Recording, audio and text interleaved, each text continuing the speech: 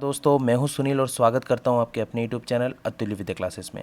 तो दोस्तों, आज मैं आपके लिए लेके आया हूं missing number, find the missing number यानी लुप्त संख्या याद करना। दोस्तों, इस प्रकार के प्रश्नों में आपको सबसे ज़्यादा प्रैक्टिस की ज़रूरत होती है। यानी आप जितनी ज़्यादा प्रैक्टिस करोगे ऐसे प्रश्नों की, उतने ही जल्दी आपके परीक्षा के अंदर आंसर आएंगे। यानी इन प्रश्नों की प्रैक्टिस मैं करवाऊंगा आपको, जो एग्ज़ाम की दृष्टि से महत्वपूर्ण है। और बढ़ते हैं डायरेक्ट क्वेश्चंस की तरफ, क्योंकि मेरी आदत नहीं है आपका ज़्यादा टाइम वेस्ट करने की। तो दोस्तों, डायरेक्ट शुरू करते हैं प्रश्नों की तरफ।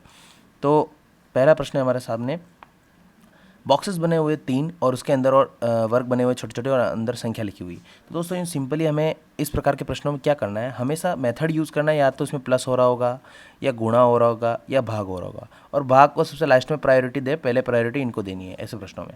मैं आपको ट्रिक बता रहा हूँ जिससे आप शायद थोड़ा जल्दी आंसर ला सको। तो दोस्तों, प्लस करके देखते हैं पहले।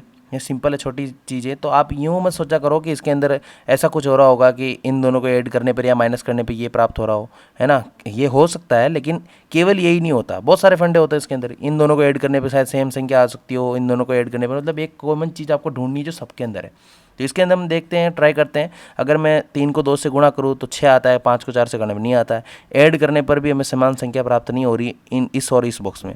शायद इन सबों को ऐड करने पर भी प्राप्त हो जाए, तो ट्राई करना है हमें। 3 और 2 कितने होते हैं दोस्तों?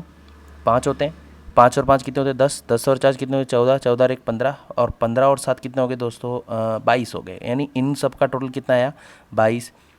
इनका टोटल भी 7 और 1 8, 8 9 10, 10 और 6 16, 16 और 4 20, 20 और 2 22। यानी सिंपल है, ऐड करने वाला ही इसमें सिस्टम है। तो इसके अंदर सबका इनका टोटल भी कितना आने वाला है? 22 ही आने वाला है। तो 11 कितने हो गए? 11 12, 12 और 3 कितने? 15, 16 17 18। अब 18 तो हो चुके हैं दोस्तों, हमें कितने चाहिए? 22। तो कितने घट रहे हैं? 4। तो हमारा फाइनल आंसर क्या हो जाएगा दोस्तों? 4। तो दोस्तों, आपको लग रहा होगा ये क्वेश्चन तो हाँ बिल्कुल हमें पता है कि इस तरीके से सॉल्व होने वाले हैं। पर आपको तो प्रैक्टिस करनी पड़ेगी, जिससे आपको पता चले कि हम किस किस तरीके से फटाक से आंसर ला सकें। अगर आप प्रैक्टिस करोगे तो ही फटाफट इसका आंसर ला पाओगे। दिक्कत ये है कि बहुत सारे स्टूडेंट ये समझते हैं कि ये तो वैसे ही क्वेश्चन फाइंड करने वाला है, हम वहीं एग्जाम में ही ढूंढ लेंगे किस प्रकार से होता है। लेकिन उससे आपका टाइम वेस्ट होने वाला है। अगर आप नौकरी के लिए दोस्तों तैयारी कर ले और आपको नौकरी चाहिए, तो आपको हर एक चीज़ की प्रैक्टिस ज़रूर करनी पड़ेगी। तो बढ़ते हैं सेकंड क्वेश्चन की तरफ। तो दूसरा प्रश्न हमारे सामने कुछ इस प्रकार का है। इसमें भी कुछ बॉक्सेस बने हुए हैं और यहाँ की मिसिंग नंबर जो है इसको फाइंड करना है हमें। दोस्तों, यहाँ हमें दिख रहा होगा कि ये जो मध्य की जो बीच की संख्या है ना, वो सबके अंदर बड़ी नज़र आ रही है। इसमें तो है नहीं, इसमें फाइंड करनी है। इन दोनों के अंदर बड़ी नज़र आ रही है। बड़ी है नहीं, इनसे संबंधित होकर ये संख्या बड़ी हुई है। मतलब इनका या तो मल्टीप्लाई किया गया है या ऐड किया गया है। तो ऐड करने पर तो हमें सिंपली पता है कि इन सबको ऐड करने पर 88 तो नहीं आने वाला है। हो सकता है मल्टीप्लाई करने पर या स्क्वायर करने पर। तो स्क्वायर, और हमेशा आपको चेक करना है, ज़्यादातर क्वेश्चन दोस्तों स्क्वायर के होते हैं। वैसे तो स्क्वायर्स के या क्यूब्स के क्वेश्चन ज़्यादा पूछे जाते हैं। तो हम पहले ट्राई कर लेते हैं, एडिंग का तो नहीं है, मल्टीप्लाई करके देखते हैं। देखो, 4 को 3 से गुणा किया, 4 तिया 12, 12 पंजे 60, और 60 को 7 से गुणा करने पर 88 नहीं आ रहा है। यानी ऐसे गुणा कराने पर नहीं आ रहा। अब आप सोच रहे हो गुणा नहीं है तो वर्ग करा ले, लेकिन उससे पहले ट्राई करिए कि गुणा किस किस तरीके से कराना चाहिए। आपको इनसे संबंधित गुणा करके, इनसे संबंधित गुणा करके भी चेक करना चाहिए। क्या बताएं, इसका गुणा और इसका गुणा दोनों का एडिशन ये हो सकता है, हो सकता है। तो अभी हम ट्राई करें, 4 तिया 12 होते हैं, है ना। 5 7 7 पंजे 35 होते हैं, और 35 और इसको जोड़ने पर 288 नहीं आ रहे हैं। तो ट्राई करते हैं आमने सामने गुणा करके। आमने सामने अगर गुणा करूँ तो 5 तिया कितने होते हैं? 15। 7 चौक कितने होते हैं? 28। और अगर इन दोनों को ऐड करूँ तो कितना आ रहा है दोस्तों? फिर भी ये संख्या प्राप्त नहीं हो रही। तो अब हम ऐड करके देख लेते हैं। तो ऐड कैसे? जैसे कि 5 और 3 कितने होते हैं दोस्तों? 5 और आमने सामने ऐड करके देख रहा हूँ मैं। 5 और 3 होते हैं 8। 7 और 4 हो गए दोस्तों 11। और हाँ दोस्तों, 11 को हम देख रहे हैं कि 11 को 8 से गुणा कराने पे कितना आ रहा है? 88 जो हमें संख्या दिख रही है। यानी हमें एक और ये नज़र आ रहा है इसके अंदर कि आमने सामने की संख्याओं को जोड़ना है और फिर उनको मल्टीप्लाई कराना है। तो 5 में 3 जोड़ा 8, 7 में 4 और 11, 11 8 है 88 हो गया। तो अब यही प्रैक्टिस हम इसके अंदर भी करके देख लेते हैं। तो 8 और 5 कितने हो गए? 13। 6 और 2 कितने हो गए? 8। 13 8 104। तो देखो, इसे समझ में आ गया हमें, यही पैटर्न है इसके अंदर। तो अब ये इसके अंदर भी इसी प्रकार से आंसर प्राप्त हो जाएगा। 5 और 3 कितने होते दोस्तों? 8। 7 और 8 कितने हो गए? 15। 15 8 है 96, 96 नहीं, 120 हो जाएंगे दोस्तों, सॉरी 120। तो ये जो 120 हो गया वो ऑप्शन नंबर डी है। यानी यहाँ पे जो मिसिंग नंबर है वो है 120। तो ये हमारा फाइनल आंसर हो जाएगा। बढ़ते हैं और इसी प्रकार की प्रैक्टिस का क्वेश्चन नंबर 3 की तरफ। तो बढ़ते हैं तीसरे प्रश्न की तरफ।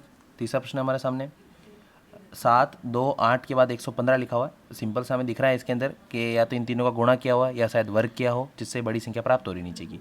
तो इन तीनों का कुछ ना कुछ संबंध, यानी इनकी तुलना करके या इनको मल्टीप्लाई करके ये संख्या प्राप्त हुई है हमारे सामने। तो हम इसको हल करेंगे। शायद मल्टीप्लाई हो तो 7 दूनी 14, 14 8 200, 115 नहीं होते हैं। ठीक है, तो 115 नहीं होते, पर होते कितने? 8 दूनी 16, 16 7 112। अब हमें 112 मतलब इसके लगभग संख्या प्राप्त हुई। तो आप ये मैं सोचो कि नई संख्या प्राप्त हो रही, कोई दूसरा पैटर्न यूज़ कर ले। जिस पैटर्न को यूज़ किया उसको कंप्लीट करें, शायद आंसर प्राप्त हो रहा है। देखो दोस्तों, इसमें 7 8 56, सॉरी 112 आ गए थे, तो इसके अंदर 3 ऐड करते हमें 115 प्राप्त हो रहे हैं। तो शायद इसके अंदर भी 3 ऐड करने पर प्राप्त हो जाए। 6 पंजे होते दोस्तों 30, 30 में कितने होंगे? 270, और 270 में दोस्तों 3 ऐड करते ही 273 प्राप्त होते हैं। 3 एकम 3, 3 चौक 12, 12 में भी दोस्तों कितने ऐड कर लेंगे? 3, तो कितने प्राप्त हो जाएंगे? 15, और वो 15 हमारे ऑप्शन में है, जो कि ऑप्शन नंबर बी है। तो हमारा फाइनल आंसर क्या हो जाएगा? बी। आई होप दोस्तों ये क्वेश्चन भी आपको अच्छे से समझ में आया होगा। तो बढ़ते हैं अब क्वेश्चन नंबर 4 की तरफ। क्वेश्चन नंबर 4 में कुछ बॉक्सेस दिए हमारे सामने। देखो दोस्तों, मैं हर एक पैटर्न लाने की कोशिश कर रहा हूँ। मैं आगे भी और वीडियो लाऊंगा इससे संबंधित। आप कमेंट कीजिएगा कि आपको किस तरीके के प्रश्न और देखने हैं या किससे रिलेटेड आपको प्रश्न चाहते हैं। दोस्तों, जनरल साइंस की भी ट्रिक लेकर आता हूँ, तो आप चैनल पर बने रहिएगा और सब्सक्राइब जरूर कीजिएगा चैनल को। बढ़ते हैं अगले प्रश्न की तरफ। 8 6 जिनमें 2, यानी इसमें दिख रहा है हमें, आप चेक करोगे तो इसमें देखो 96, 60 और 120, ये तीनों हाईलाइट है, मतलब ये बड़ी संख्या है। तो इससे साफ पता चल रहा है कि इन तीनों से कोई संक्रिया किया गई है, जिससे हमें ये 96 प्राप्त हो रहा है। तो ट्राई करते हैं हम। कितने? जैसे 8 दूनी 16 और 16 छिंग 96 प्राप्त हो गया ना। तो सिंपल है, 8 मतलब इसको इससे गुणा करके भी प्राप्त हो जाएगा। 8 छंग 48 होता है, 48 दूनी भी 96 यानी 96 होते हैं। तो इन तीनों को गुणा कराने पर हमें 96 प्राप्त हो रहा है। तो इन तीनों को भी गुणा करने पर प्राप्त होगा। 15 टू जा कितने हो जाएंगे? 30, और 13 टू जा कितने हो जाएंगे? 60। तो सिंपल है, इसके अंदर भी ऐसे हो रहा है। लेकिन यहाँ जो संख्या नहीं दी है, तो यहाँ किससे गुणा किया? किससे?